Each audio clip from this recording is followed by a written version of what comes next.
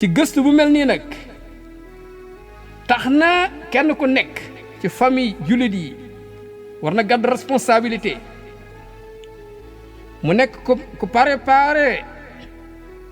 ci jéem a liggéey pour famille jullit yi seen diggante yéwén juboo am ci seen wàllu diine ñu yaatal ko nag organisation bu xarañ ci place bu ne dëkk bu nekk dëkk bu ndaw wala bu mag ci biir kër gi wala ci biti kër gi moo xam kooku originam lan la wala ay atam lan la kenn ku ne jéem a am jikko yu rafet yi nga xam ne moom lañ séentu ci jullit bi tey bu kenn doxal benn doxalin boo xam ni ak lu mënti demee day wóoteeg njàngale islaam wala muy wóoteeg rafetu yéene xeet bi nga xam ne diine moo leen ñor loo xam ne buñ ko defee mën na yàq seen der mën na wàññi seen valeur mën na xotti seen orma wala mu indi ay lor ci seen tur wala sax ñu lor famille bi lépp bu ko defee loola mën na leen yàqal bu ko defee mbokk yooyu nga xam ne ay jullit lañ ñu góorgóorlu lépp loo xam ne buñ ko defee rek am jàmme àddina ak bu àllaaxira ñu góorgóorlu ci loolu moo tax man sama bopp ma woo kenn ku nekk mu def lu mu mën ci côté sàmmonteeg diine islam bi ak ay activité fu mën di jëm ci ni mu wute dundam na doon lu islam gërëm may joxe ay ndénkaane yoo xam ne bariwul sax ci xeetu islam bi ñoom ñëpp ci leen fàttali waxu borom bi tabaraka wa taala ne ngal la waay bu leen dee lu dul ne ay jullit ngeen dugg ngeen ci islam wax ni encore na ngeen protéger seen bopp fegal seen bopp ak seen njaboot safara soo xam ni ay yéefar ñoo fay nekk ak doji xërëm kon maa ngi la dénk yow mbokk jullit bi nga bañ a laxas sa dund jeex nga jóge ci àdduna nga jëm ci këru dëgg ga mooy alaxira loolu leen fekk na góorgóorlu woon nga ba am ngërëmu borom bi tabaraka wa taala parce que yaa ngi doon wéyal ay ndigalam di moytu ay tereem moytu lépp loo xam ne islam da koo bañ jumlatan wa tafsila yàlla na ci ñi nga xam ne ñoo seq mbir mi di nite diine di ñuy seq islam ñuy jokkoo bañ a réeroo toujours ci ginnaaw xew-xew bu am ñu bañ a réeroo fexe ba nga xam ne jikko yi nga xam ne moom la ñu islam sant ñu bañ ko wàcc ak ndono bi nga xam ni nit ñu baax ña dem nañ bàyyil ñu ko fi muy lu siiw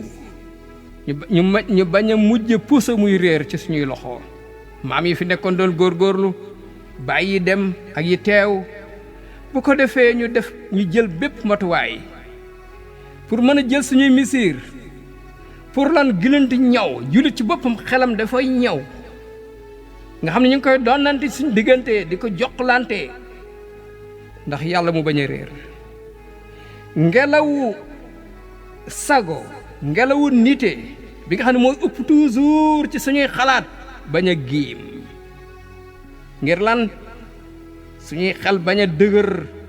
ñu mën di xalaat alors fii sax laa gisee ni kon il faut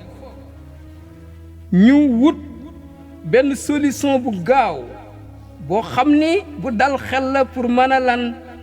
lijjanti problème yooyu nga xam ne problème yu am solo la nga xam ni dañuy fexe ba génération bu bees bi ñu fexe seeni xel nekk xel yuy nàcc ci lu baax ak yeneen génération yi di ñëw pour ñu jàppandale leen ay moyens ñu mën a récupérer mën a xam mboolem xeeti xam-xam yi ñu jàppale leen ñu gën a fonk coloré ñu jàppale leen ñu gën a ñu nangoo gàddu responsabilité bu ko defee ñu tabax leen ci kaw fondation bu mucc ayib bu sax bu dëgër bu ko defee ñu préparer seen jaww ji ñuy dund ci wàllu xalaat ak wàllu jikko ak wàllu lan comportement lépp nekk di lu baax ñu jëfandikoo nag yi nga xam ne mooy dooleel nit ki ci islam ci wàllu pas-pas ak wàllu yar ak wàllu culture waaye loolu nag pour mu jàppandi du mën a jàppandi noonu de ci ay daje kese wala ci ay activités yu mel nii ànd ak li ñuy daje yëpp di sottante xalaat bu ñu yemee ci loolu rek du sotti bu ñu bëggee lii continuer mën a sax il faut ñu def isaaratu sawara mooy révolution ci wàllu culture ci jàng ak jàngale surtout diine joxlante ay xalaat yu mat sëkk pour kenn ku ne sax ci jikko yi nga xam ne moom la islam rëddal ne la jaar ci nanga ko melowoo lépp lu ñu xalaat lu bokkul ak jël buum gi delloo ko ca mbooy mbooy ba rek ak lu metti metti du sotti et loolu moo tax comme man seen mbokk Abdourahim en tant que porte-parole ci wàllu journaliste yi porte-parole ci peuple islam nekk porte-parole encore ci arme liwa Shams ñu ngi sant borom bi tabaraka wa taala ci lim ñu may ci defal ñu tawfiix defal ñu ndimbal bañ gañe mboolem noonu Seydina Muhammad ci guerre yi passé